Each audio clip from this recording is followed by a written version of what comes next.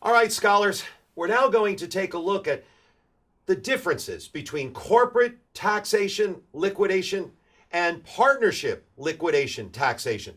There's a significant difference. If you recall, just overviewing before we jump into the materials, when a corporation liquidates, the government says it's the last chance for double taxation.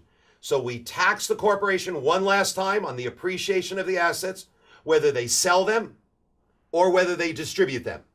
And then the shareholder is going to have one more tax on the items they got, their fair value, versus their basis. But in a partnership, remember, the whole purpose is to zero out, to get out, and therefore it's generally non-taxable. So let's take a look and see how the scenario works. Now in this one, I'm going to go way back in time to when I was a college professor. And you can see I'm standing there very, very seriously. And I have some students say, "Professor, Dr. Garrity, how do corporate liquidation distributions compare to partnership liquidation distributions?" Well, I say, that's a great question. Let's walk through the solution. Let's start out by taking a look. Tim owns an interest in these businesses: CPA Fanatics, a C corporation, and Sugar Bear Partnership. Tim receives liquidating distributions from each entity in the current year. And look at everybody. Whoa. Well, the very next item that we have here is CPA Fanatics liquidates in the current year. For Tim's 20% stock ownership, he receives land worth $100,000 and a basis of $65,000.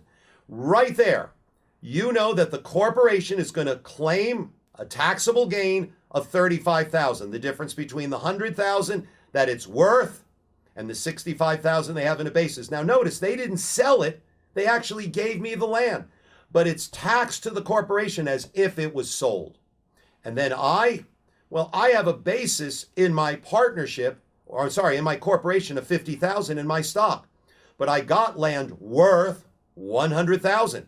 So I have to report a gain of $50,000 myself. Notice double taxation, the corporation paid a tax and I paid a tax. Double tax one last time. Well, now we go to the next side, and this is the partnership. Sugar Bear liquidates in the current year. In a liquidating distribution, Tim receives land of $100,000 and a basis of $65,000. Tim's partnership interest immediately before was $50,000. So it's virtually the same facts, except it's now a partnership. Tim does not recognize any gain on the liquidation, but takes the basis of only $50,000. And Sugar Bear does not recognize a gain on the distribution either. So no gain to the partnership, no gain to me. And notice my basis, I want to zero out to get out. So the land is withdrawn, not at the 100 fair value, not at its basis of 65, but the 50,000 it takes for me to ultimately zero out.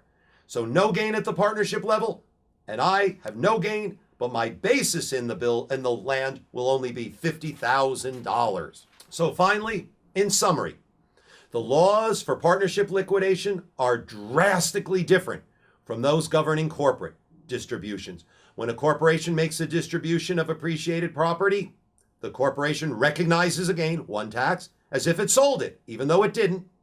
But the partnership distribution of appreciated property, the general rule is deferral. It's when I personally sell it that the gain will be taxed.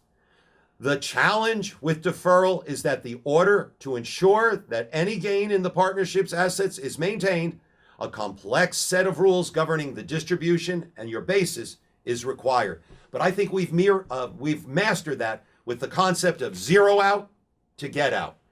Class dismissed.